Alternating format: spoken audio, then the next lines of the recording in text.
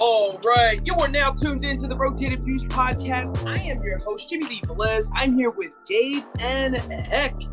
Back to 2022. In this episode, the crew covers topics that range from virtual schooling, scheduling, learning and teaching, the coronavirus, and much more.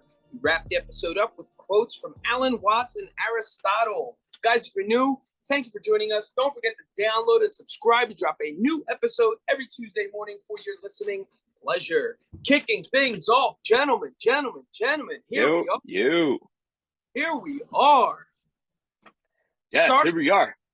School year 2022. I mean, what are we thinking? What are we thinking, man? Is this too soon? Yeah. It's like the kids just got out. They just got out. It's like unbelievable, right? Like, I feel like they didn't have a break, but it is what it is. I mean, it's a classic like response. Like, it went by as soon as I see you know what, it's gonna be Christmas. Yeah.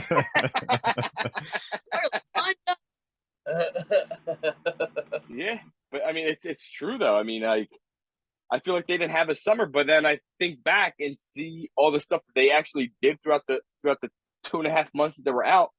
They did a lot of things. They've been, my kids go to summer camp with my wife, so there's activities and stuff for them set up to for them to do. So they were busy, but it's still like, it just seems like it was short because like they just got out of school and now they're going back in. Yeah, man, it is funny. Like I'm like trying to tune in when I picked up James for one of his last days in school, and that, not that it felt like it was yesterday, but it definitely felt like it was only like maybe a month ago, not 3 months. Just recently. Yeah, exactly. Yep. Well, maybe it was like 2.5 months ago, truly, but still, it's like, whoa. And then just to fast forward in today's, I forget what they call it, but it's basically they encourage all the parents and the students to bring their school supplies so they're not lugging everything around, kind of like familiarize themselves with their teacher, their classroom, their desk, or their area, bring in their school supplies again so they're not lugging it all around for the first day. And then like I guess like if you're in middle school or high school or a school that has lockers, you get your locker, your combination. I don't know if that's for every school. I do know some teachers, or I do know some parents who have teenagers in New Jersey. They're explaining that theirs also happened today, which is kind of odd. So a lot of coworkers were off today because they had that, whatever. And each age group has a time period where you go in, so the whole school's not all in at the same time. So from 9:30 to 10:30, you have your, grades 5 through 6, whatever. Okay. Right. But it also is, it's good because, parking, and you actually kind of get the luxury of going, through this experience with your parent or guardian, in a less chaotic way, I guess. Sure. Right. And also, it's kind of like that soft introduction to your teacher, where, I mean, I didn't have that. I don't remember having that. I don't know if you guys had that, but I don't remember having a day or two early drop off school supplies. No. My school teacher, we might have. I don't, but I do not remember. So I'm assuming no, because I don't remember that at all. Well, I mean, I remember because we always, at least I used to always start right before Labor Day. It was like the Thursday before. It was like those first couple of days were always light anyway, so it was kind of like, it was almost like that kind of that, but it was like but it was your actual thing. But it was actually your first couple of days of school, but you didn't know too much till after actual Labor Day, passed. Yeah. So it was kind of like an open house to say, like Jim was saying, like to let the kids get familiarized with their teacher, their classroom, where they're going, what they're going to be doing, and stuff like that.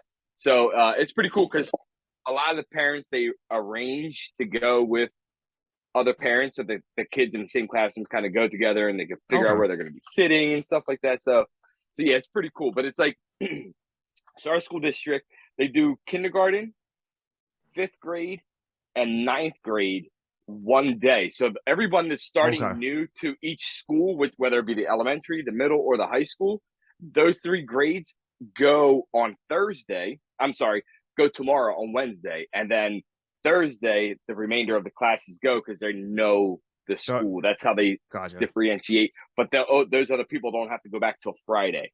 So whoever went on Wednesday goes Friday. So then everyone goes to school Friday, and then so that's how they set it up. So it's not like chaotic, right? For everyone's whoever's new to the school, they're not like running into people that know where they're going and here. You know what I mean? So it kind of makes it easier for them. Like Jim was saying, like they can figure it out and not be all hectic and crazy, overwhelmed by the massive amount of people starting at the same time. So I kind of like how they set that up. It's pretty cool. Day of school though. What's that? That's for the first day of school? Correct. Yeah. So tomorrow is for our school district. Tomorrow is kindergarten, 5th grade, and 9th grade. Okay, but we never. What I'm saying is we never had like a day that does not count as a school day. This does not count. No. It's a prep day where you go meet your teacher, you get your desk. Like he had like a little area where they do, I guess, reading, like a reading corner or something like that, a desk, whatever. So this is not even part of the school year at all. This is not part of the school year. Yeah, no, because me and Heck we're school district, but this is like a whole separate thing. And then we went. Our first day of school was legit like our first day of school. Now, me growing up in Bristol, the one thing I do remember though is the biggest thing. I don't know when they did it. Maybe mid-August. I don't know when they picked they divvied up the students, so to speak. But I remember there was postings on the front of the school, which the front of the school had about 6 to 8 doors that it was just the front entrance of the school. And now I'm talking elementary school. Warren Snyder, John Girardi, the original that school has been knocked down and a brand new school has been built. But this was a school that was facing Buckley Street, right? Anyway, so that school, they had on like white paper like this, like printed paper, just the teacher and then all the students, like the teacher, so the grade, teacher, and then the students in that class. And so to run up, you get like something in the mail saying, hey, on August 20th, we'll be posting your child's, class, teacher in class. So you'd be, hyped to go there, look for your name. Oh, I got such and such or Mr. Such and such. And then look for your buddy's name or who in my class I now know. So it was actually something, it was like fun. Like you looked forward to it. It was. Yep. I don't remember at all how we used to get notified what class and what teacher and stuff. That information is long gone at this point. I don't even remember at all. I remember going to class. Maybe it was like something in the mail. I honestly don't remember. Maybe, you probably something in the mail. But you got to understand, Bristol Borough it's a small school district. Yeah. So they probably had the ability to do something like that. At like 100 kids per grade. I mean, we're not talking nothing like, So here goes to show how small the school was. There was no school buses.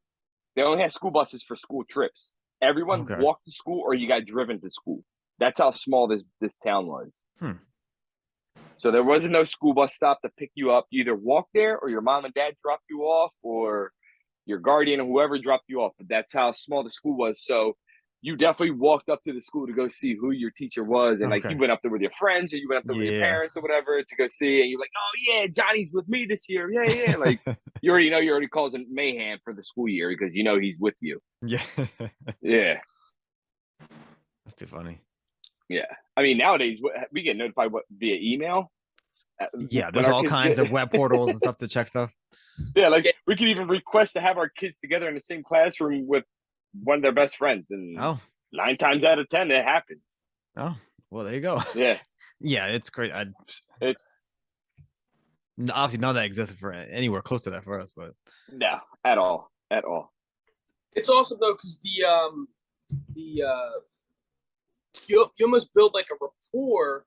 The parents, I feel like, have a closer connection with the teachers. If I think about it now, there really wasn't much use of email back when we were in grade school, and it was very limited once we got into high school. Like there was email, but they weren't emailing our parents things. No, right. That's, we're talking the 90s, early 2000s. Like, yes. There was nothing done. Maybe a website was up and it was just in a general announcement, but that it was not how email was used for us. Where now you have things called portals, as you guys mentioned, and actually a much more familiar use of what an email can do and use, obviously, for the last 20 years. But prior to that, that's not what they used emails for necessarily. Yeah. We're figuring it out, or a lot of it was work related or work. Right, it's for business. Yeah. Maybe or something like that. Right. Not necessarily for elementary school kids. And anyway, so the point is like the access you have to the teachers is different. So my parents worked, started work and ended work before I started school and after I ended school. Right. And so if school for me started at 7:15, my parents had to be at work at 7 or 6:30. You know what I'm saying? We came out of school at somewhere between 2:30 and 3:30. My parents didn't come home till 4, 5, 6 o'clock, right? Mm-hmm. So there's that huge gap, and so for them to connect with our teachers, they had to make an appointment, or truly have the day off and take time out of their day. Yeah. There was no other way to access the teacher. Where now you can shoot them an email, at 8 o'clock at night when you get home from work, and then find a response in the morning before you go to work, and you're now communicating with your child's teacher. Right. Very much more. And now we're so used to that's normal. I mean, but when we grew up, that was not the case. No. And so that's a major difference, because you can have, like I said, access just the way social media works. We have access to celebrities or whatever athletes, professional athletes, way more easier. Our kids are going to laugh that, it's like when they're looking back, I'm like, well, that's not what we used social media for back in the day. Just to say, I'm a friend, I can follow this famous person. When they're going to, obviously, it'll transform and kind of morph into something that's better suited for the future. But I don't know. I find that's a very important tool when it comes to technology, that having access to the people that are teaching your kids is a very big thing. But anyway, so one of the big things we kind of transitioned through over the last years due to the coronavirus is virtual schooling. Now, prior to the coronavirus or the pandemic, there was virtual schooling, right?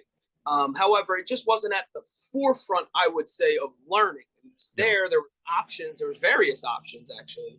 I'm not going to say that there wasn't, but the pandemic really pushed these options to the forefront, where it kind of forced the world, if you will, to a whole new learning experience, because previously it was a choice almost, right? Yeah. Mm-hmm. Mm-hmm. Learn virtually was a choice prior to 3 years ago. Then it became almost like this mandatory thing. Yeah. For the most part, obviously there's exceptions to all of this, right? I'm generalizing everything. Where you had to navigate through this new virtual schooling, and it threw a whole lot of wrenches into the mix. Confusion aside, it was just, how do we operate through this? For mostly was just your average parent who's not necessarily a school teacher. I believe we're all teachers in some form and function, but not necessarily a school teacher. There's some parents who are out there that know all these things and are gifted in that manner, but I would say a good majority were not. And that aside, even if you were, or even if you did have the ability to teach your child at a specific grade level, did you have the time? Did you even, because of, there's people with full-time jobs, you still had to go to work, right? Right. You had to figure this out. So it's like, okay, I have the ability to teach my son, who is in first grade at the time, to teach him everything that's, all the assignments. However, I did not have the time. I still had to go into work. So you're thrown with this thing. So you had parents who had the ability, but they still had to work. Then you might have had maybe someone who didn't have to necessarily work or go in, but didn't necessarily have the tools or the ability to, I guess, facilitate that new kind of learning. Right. Then there was this weird thing with, even then, and it sounds kind of crazy because this was only 2 years ago, there was a curve, like a learning curve to technology, believe it or not. I know it sounds weird us saying that now because it was only 2 years ago, or 3 or whatever it was, 2 years ago. But there was, then you started to realize some kids did not have access to technology at home, or the specific technology needed. Where I know, luckily for, our school district, each kid has their own laptop and whatever, they kind of go with it, grow as they go type of thing. But that's not the case for every single, situation or scenario. And so you had people who would utilize public areas, like a library, to complete anything that needed to be electronically submitted. But these places were now closed due to what the government had, put out there and stating that, these areas need to be closed. So we were put into this kind of wild mix of things, and it was like this crazy learning curve for everybody. I think whether you're dealing with a schedule, technology, the learning curve, it was just a lot. And then it kind of fast forward now. I'm curious to see what it were to look like. Things have changed permanently because of the pandemic. There's certain businesses, companies that are now only operating a specific way with their team members working remotely, where before that may have been a conversation piece, that may have been a possibility. Then it became, you got this weird area of it being mandatory. Yeah. Then you got this odd thing where they started shaving the fat, so to speak, and realizing they can operate at a more optimal level with folks working from home and needing less people, because you start taking supply stuff out, right? Because you're not using it, like the photocopiers and all this other stuff. And all of a sudden, there are specific jobs that were no longer needed because of these things. Yeah. And however that manifested itself in whatever business that you're running, is everybody was different. But the point is now looking forward, my son, they're starting a new school year now, and they kept their laptops, obviously, and they do homework and things like that. But I'm curious to see what that transitioned into. So there's a lot of virtual learning, and it's basically you're now in this somewhat hybrid environment where there's a lot of people who are like, heck, you're an example. You went from on-site to completely virtual to hybrid, and I'm thinking that's basically how the school system's working anyway. Right. So I mean, so like Jim said, we went from being in the office where they were you're never going to work from home because it's impossible, this and that. Pandemic hits, boom. Next, we're all working from home. So then they gradually start bringing us in, and next thing you know, that you have some people working from home full time. Then you have people with a schedule. They work 3 days in the office, 2 days at home.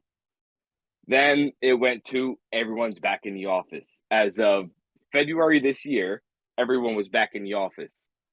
And people started making a big stink because they were used to being home, working from home. They can prove that they don't have to be in the office to get their job done, right? So then the state started realizing that, let's make this happen. So come fast forward to June, June, back to hybrid all over again. So we went from working from home to hybrid to coming back in full time, back to hybrid. And it's like a possibility that now they may start closing down partial buildings because there's no use for it. Yeah. They don't need it's a waste of money for them. They can actually save money by keeping everyone home and work virtually. So I mean, I'm sure the kids, they do that, like the schools are saving lots of money on paper, I'm going to say, because now they don't have to do photocopies of things. Now they just send it through the portal, right, on the portal, and they do all their work from there. And the teacher has access to see when the child has done their work or if it's been completed. So there's also, it's a good thing and a bad thing, because now the kids can't lie, or they can lie and say, oh, I don't have any homework. And then next thing you know, you're getting an email saying, oh, your child didn't do his homework, but I thought he said he didn't have homework. Well, no, this is the assignment. And then the parent or the teacher can forward that to the parent.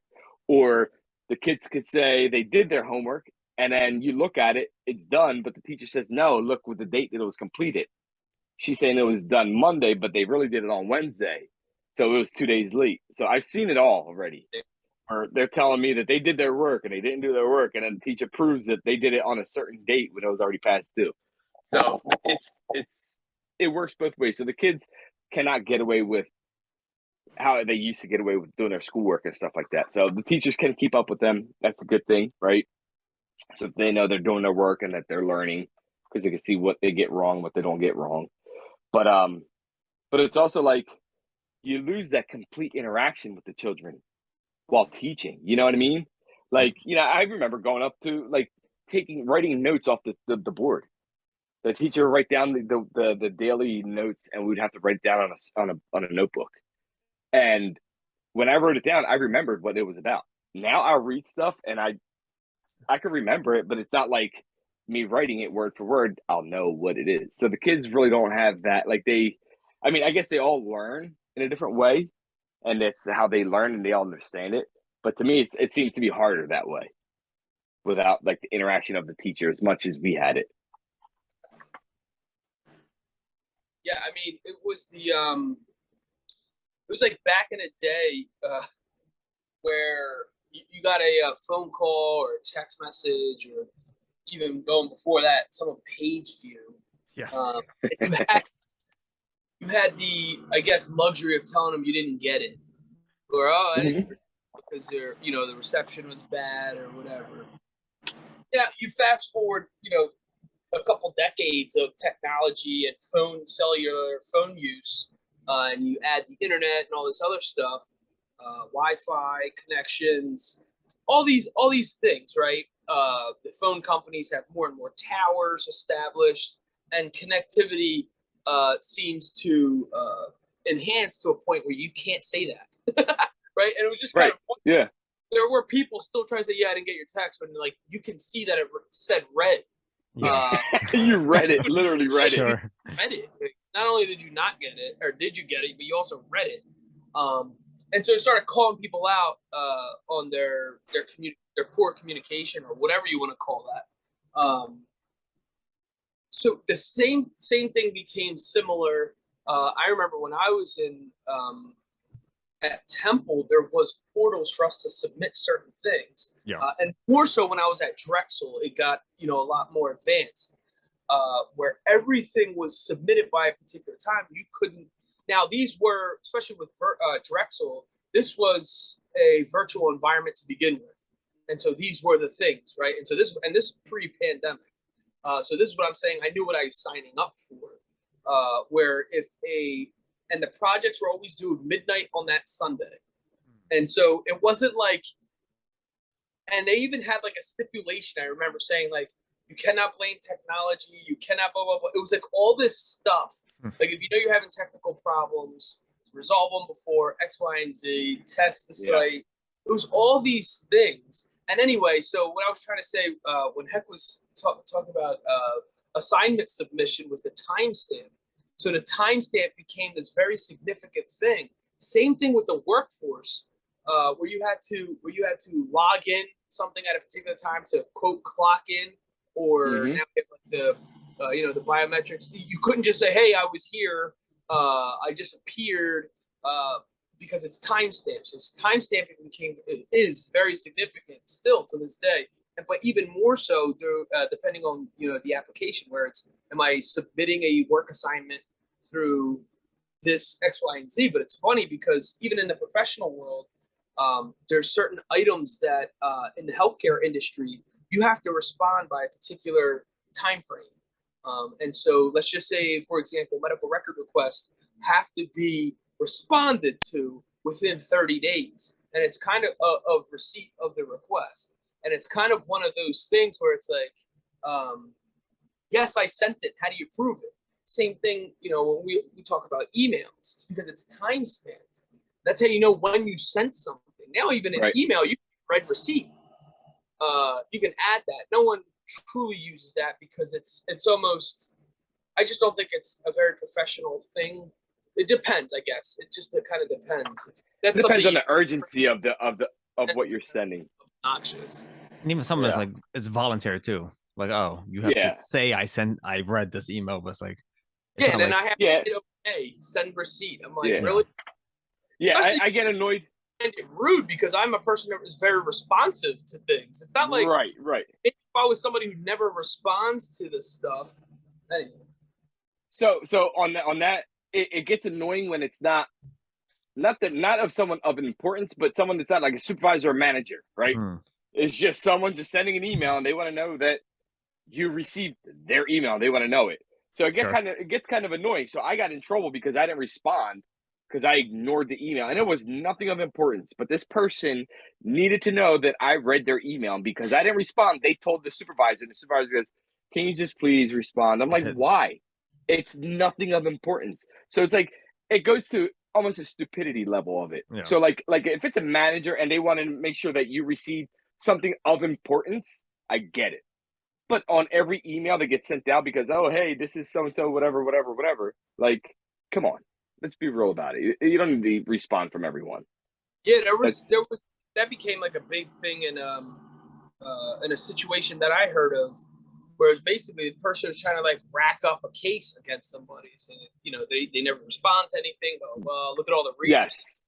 And you're just like, you know, there has to be something in there that's not. I don't jive with it. I don't know. Something about it feels wrong. I don't know what it is. Yeah. And like I said, I literally gotten twice in my probably entire professional career. People I didn't even know, and didn't really have a rapport with either. I think they probably just were doing it to show their, I guess, superiors that, hey, I sent this email and they read it, you know. But nothing ever came of it. I don't know, because I'm a very responsive person. Email, even if it's I respond with, okay, no problem, small, like I don't need to give you a paragraph every time I respond. And to be honest with you, the email has almost condensed itself down to nearly a text message. Where back in the day, like you sent someone an email for like something grander, I guess. Sure. Now it's, you respond, no problem. You know what I mean? And that's a whole email, which that's the way text messages are now, basically. And actually, text messages have gotten even lower. Now it's just an emoji response. Sure. Smiley face, crooked, with teardrops coming. And that's a way of communication. If that's acceptable and, you know, okay to do, then there you go. Yeah.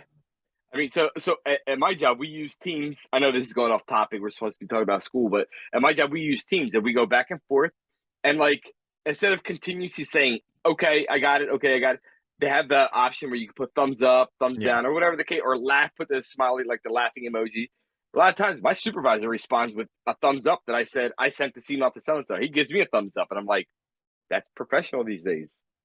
Yeah. Like, it's okay to do that. You know, it's like, it's simple, but it's like, you don't have to do all the responding like, okay, I got you. You just let me know, okay, thumbs up, cool. Because it's embedded in our communication services now. Oh, correct. Yes. Yeah. Yes. Yep. And it's all becoming one. Now you answer emails through your phone, right? And so it all somehow starts like it's slowly all intertwining with one another. I can have multiple email accounts on one application. So now I can toggle between work and personal, like in a split, you know what I'm saying? Like it all almost becomes like intertwined. Crazy. Yeah. So what about the masking situation? So through the pandemic, it created this just a whole other aspect of being 6 feet apart, masking, just a whole new way of operating where the kids had to bring their own lunch from and all this stuff kind of changed. And a lot of it was temporary. But now we're moving into the phase of this is it forever, not forever, but for the a good portion of the future. Yeah. And so now you got to like watch what's being mandatory, because it's I think towards the tail end of last year, masking at the schools, at our school was optional. Where the same thing going into this school year, it's also optional. So you'll see kids with kids without masks. And also is with the lunching. Now I don't recall what the situation is moving in when it comes to the cafeteria, but the last portion of, or all of last year, I should say, the cafeteria was not of use. So you could not go to the cafeteria. Like the students didn't go to the cafeteria to have their lunch. They ate lunch at their own desks, because the desks already situated in a particular way that allowed them to provide the distance needed to unmask and eat, let's just say. That's still the case.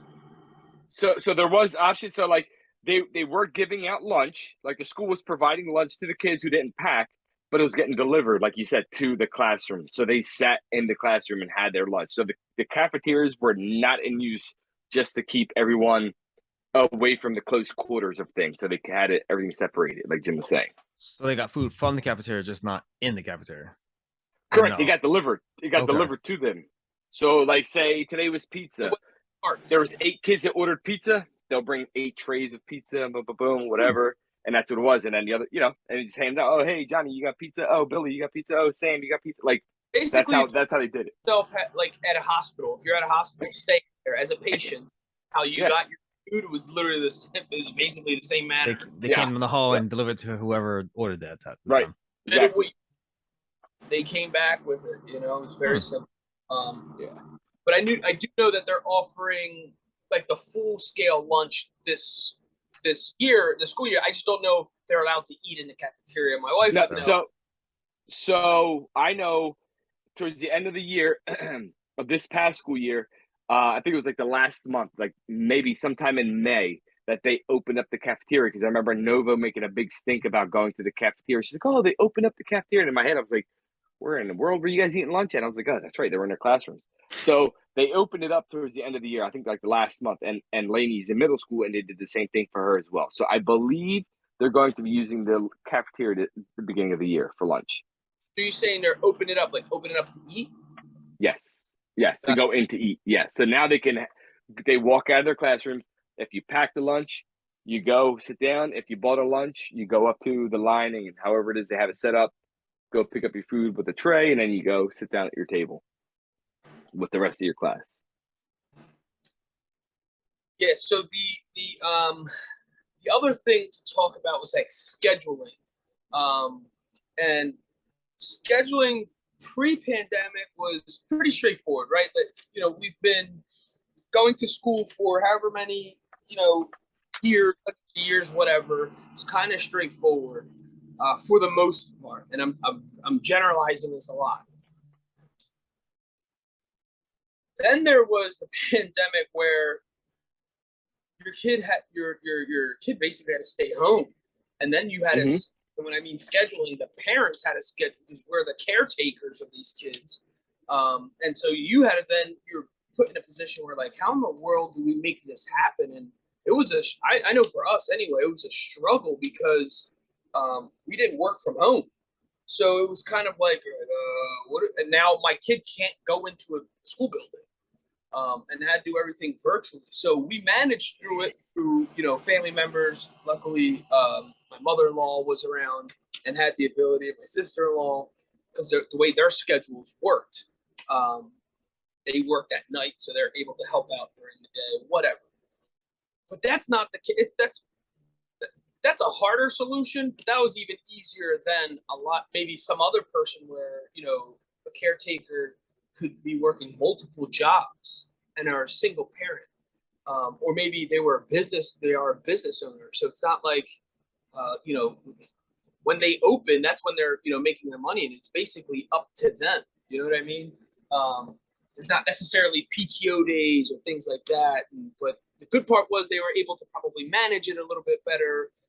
when it came to the scheduling because they are their own boss, whatever. Right. Fast forward, I'm thinking, all right, so we got this resolved, right? Kind of, because they're going back to school full time. I know there's probably school districts out there that are still hybrid or whatever. In our school district, it's you're in the classrooms full time. Masking's optional. That's the current state. Then you get, which this has happened to us all growing up, right? And I still don't even remember how my parents, navigated through these. You get like the rain or the snow days that are like just, all right, no school today, or a 2-hour delay. So the reason why I'm bringing this up is because today I'm thinking like, oh, you don't have to worry about that till winter. But they already had, students who started today and tomorrow, they already have an early dismissal in the city of Philadelphia because they cannot keep the schools cool enough at a safe level to have the school. Oh, man. So I'm like, oh, my goodness. Wow. So now parent and you thought you figured it all out. Now they're sending your child home at 1 o'clock when you were preparing for them at 3 or 4. And so it's like, goodness, there's always, it feels like it's just like this moving target. But it's funny. It's funny though, like how that has changed. Cause it seemed like my high school never had air conditioning. If it got too hot, you had a box fan in the window or some kind of weird fan in the classrooms. Like you didn't have the extreme like temperature like days off. It was like it was what it was. You dealt with it. I mean, obviously generally you had heat, but it wasn't like you had heat when it was cold, but you didn't have like always air conditioning when it was air conditioning. I don't ever recall being sent home for heat. No. Like for being so hot in the school. Like it was, you went to school all year long, unless it snowed where it was, and again, like I said, we went to a small school. Right. There was a blizzard where the teachers couldn't make it to school because the kids could walk to school. That's not a problem. The kids will walk through the snow. It's not like they needed transportation to get to school. It was for the teacher's safety. Yeah. So that was the only time. That's what we look forward to. All right, so we go into school from September to December, November. When it starts snowing, we're like, yes, let's get a snow day. Let's get a snow day. I mean, I remember one time I was in 7th grade and we got snow days. I think it was like 3 or 4 days that were back to back. That's how big it was. I think it was like 1996 or something like that, where we had like a big snowstorm where we couldn't, they closed down the school for like 3 days, 4 days back to back. But that was like the most you ever got out of it. You don't get it because it's hot outside and they don't have air conditioning. You just sweat it off. I remember bringing a rag into school during the summer, like the spring, and just wiping myself down. Like that's what it was. Yeah. You didn't have that go home early. Come ice. On. You were allowed water bottles with ice. Yes. Yes. And rags. It's crazy. Before that, I don't even think we were allowed to have water bottles. Like we weren't allowed to have like a liquid with you, but during months you were allowed to have a water bottle with you. And actually, now that I think about it, I think maybe one time they sent us home due to heat. Now that I think about it, but I don't remember if that was high school or at college. I don't remember. But anyway, so you have these constant scheduling issues, let's just say. And as a parent, you go into the school year with the specific expectation, like, your child likely going to get sick 1 or 2 days, 3 days throughout the year. You know what I mean? So that there is, I'm not saying we're not going into like total shock. So there is this mindset of, yes, I have to be flexible, right? There's a flexibility thing here. But just the randomness of some things is it's so funny because, we're coming off this like very dramatic way of operating. Some people, everyone has a different opinion on it, whether it was a complete necessity, whether it was unnecessary totally. Let's just keep that at that. But what I'm saying is that it happened, right? It happened that we were dealt with these scheduling issues. And like I said, it depends on the situation, whether or not it helped or it did not help, because, every household is different. So I'm looking forward to a little bit more the new norm. I'm happy with with accepting change, right?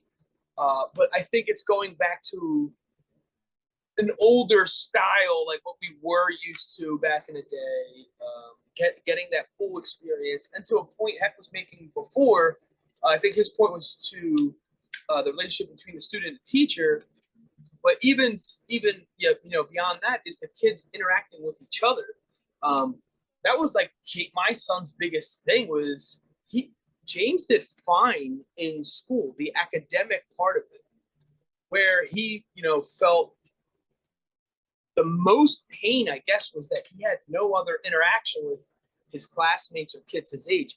Virtually, yes, but there's something about going out in recess and playing kickball or football or basketball or running around, playing tag, whatever, that added to the school experience. And all of a sudden that was stripped from them. Right. So I think those are the things I'm talking about, where you have those, those interactions with other, his peers, and not necessarily adults or his little brother. Sure. That is, anyways. No, I get it. So I mean, so back to what you were saying is like, to the point where it's like my kids wanted to have play dates, so in order for them to interact, like we just had to figure out, like, make sure that it was okay with the parents and all that stuff, and to see that everything was good, so that either my kids can go there or their kids can come here, so that they can do the whole interacting thing. Because there was a moment there where they weren't seeing their friends unless it was in the classroom virtually. So kind of like it stunk. So a lot of their socializing, all their social skills, especially in kindergarten, first grade, second grade, that's very huge for them. That's how they learn how to socialize and how to speak and how to interact and do all their stuff. You know what I mean? So it's like, so it was kind of tough for them to do all that. So they're socializing. I think they're picking it up now, to say, because we're doing it more with them, and we're allowing them to socialize with everyone. But I think it was a tough time for that, where they're socializing, their social skills were kind of like down in a way. Yeah. One thing I thought of this year, one topic I thought of, I just started laughing because I remember doing it with my parents, basically my mom, was school shopping. And we all know this, like shopping in general is totally different than when we were kids. Yeah. Again, going back to technology, growing up, you didn't go on a website and order your school supplies or whatever. If you did, you're like one in however many millions of people, because that just was not the norm. There's obviously exceptions to every rule, right? So we're going to throw that out the window. The majority of people went to the physical brick and mortar business, bought their school supplies, went school shop, whatever it was, whether you wore a uniform, you had to go to, the dry cleaner or whoever, whatever crafter that made your uniforms. Or if you went to a public school, and you didn't have a uniform, because some public schools still do have uniforms, but you didn't have a uniform, you went to whatever store or whatever. Again, very general way of thinking, and I'm just going to speak about my experience growing up. It was like a thing. I remember just like, all right, we're going school shopping today, right? With going to the mall. And I remember just being hyped, like, yeah, man, as a kid, you're going to get fresh gear. And that's what I was excited about. Again, I'm talking about me and my experience. And then I believe, for the most part, buying school supplies was a separate thing. Just because, and maybe one or two things here and there just might have been too much for my mom, just do it one day. I'm not sure. You also got to think, there was like the Kmart's of the world, right? Where you could, and I want to say Kmart and Walmart, where we bought our school supplies. Yeah. And then like, I guess we just went to the mall, the JCPenney's and the Sears and whatever. Sears, yeah. That's where we bought our clothes. Again, we went to a public school that didn't have uniforms, so we had to, get dressed in our clothes every single day, whatever. Fast forward to James is in a public school, my son's in a public school, and we have to do the same thing. But it's funny because the experience over the last couple of years was, Kelly will buy something online, find something, and I'll find something online, just buy, know his size. and the pandemic was going on, and so a lot of things were limited. You couldn't really necessarily shop like physically, go to the mortar. So it was like a lot of pickup stuff, and we just got used to that. And I'm like, man, we never really like went school shopping per se. Maybe like for his supplies, we like took him somewhere or something like that. And I think I took him to get his sneakers or something one year. But this year, we made a point, like, all right, we're gonna go like school shopping and have fun. Obviously, there's some stuff you have to get online because he wanted something that the stores didn't offer, and now what's offered in the store is very limited because they know majority of the people are doing online shopping. But I remember just like thinking, like, holy smokes, this experience is so much different than what we did as kids. And so I wanted to make it old school, where we went sneaker shopping. Went out, and the whole thing was like we went out and got lunch with my mom after we were done shopping and stuff like that. So we did the whole thing, and I gotta be honest, I was like excited as I was back when I was a little kid. There was just something about it. It was very intentional. Like, this is what we're doing today. This is what the goal is. And it just felt old school. Like, yeah, we weren't as successful in getting particular style. Let's just say, I think it was like Vans that he wanted. They didn't have his size, whatever. So we had to place an order online for him. But there was another pair of sneakers that he got on. He actually tried on, and his little brother bought the same exact one. So it was a very cool way of doing it. But even still, like, we knew he needed headphones, and Best Buy was like right next to one of the stores that we were at. We didn't stop there because we were very intentional. Like, we're getting shoes. We're going shoe shopping. So I don't know. I thought it was cool. I had a lot of fun doing that. Yeah. So, I mean, so just speaking of that, my wife just came back from Target, the brick and mortar store, right? Getting school supplies. They're getting the remainder of the school supplies they needed, even school clothes. Because the majority of the stuff we ordered it online. Like, she's just like, I'm ordering it through Amazon, and we're just going to take care of the majority of the order because we have lots of kids. So we can't just go to the store and let them all pick what they want. Let's just buy a bunch of markers, crayons, and we buy everything by the bulk, of course, because each, for whatever reason, we get the school list of supplies. Each kid needs like 4 glue sticks, 2 packs of crayons, 18 pencils, markers. I'm like, why do they need to take all this stuff into school? Times 15 children. Like, right. They lose it. And it's like, this is crazy. Like, it doesn't make any sense. So anyhow, So she just came back from the store buying the remainder of their stuff. And I believe tomorrow, if I'm not mistaken, tomorrow is sneaker day. So we are going to school shoe shopping tomorrow with the kids. So right to what you were saying, Jen. Divide it up a little bit. Yeah. Yeah, and I guess one of the last things was the start of school. We just had this conversation. We were just coming off vacation or whatever. I was talking to family members of when they started school, and I for some reason, and I could be wrong, but I always remember we started school the Wednesday after Labor Day. Correct. Yes, that's all I remember. Yeah, so it's like the first week of September, somewhere in there anyway. And then my wife was telling me she started like the week before. And then it's funny because I'm on like social media seeing all these people post their kids' birthday at school, blah, blah. I'm like, oh my gosh, I felt like maybe that was more than what I expected, or we just weren't exposed to it and we just didn't know because it wasn't the media when we were growing up. Sure. So it was like, oh, maybe they did start a week before. So I guess we just didn't necessarily realize it. I know my buddy Evan went to a Catholic school. I felt like he did start before I did. But he also finished, I think, like a week before I did. But yeah, Gabe, when did you do you remember?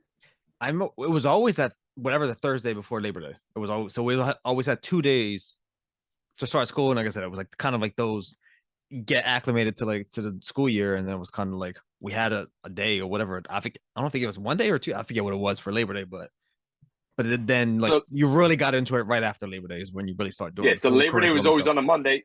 Yeah. So you guys would go in like that Tuesday or that following Wednesday? It was always Thursday, Friday. It was always 2 days before Labor Day.